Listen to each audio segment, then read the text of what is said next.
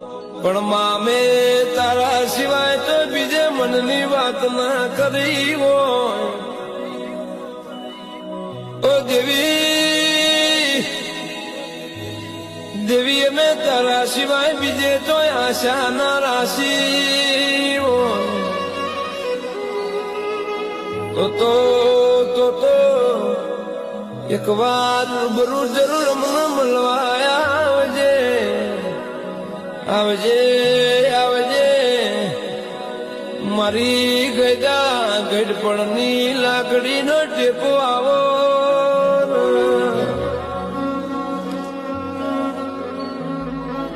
કે કોને બનાવ્યું છે હજુ બના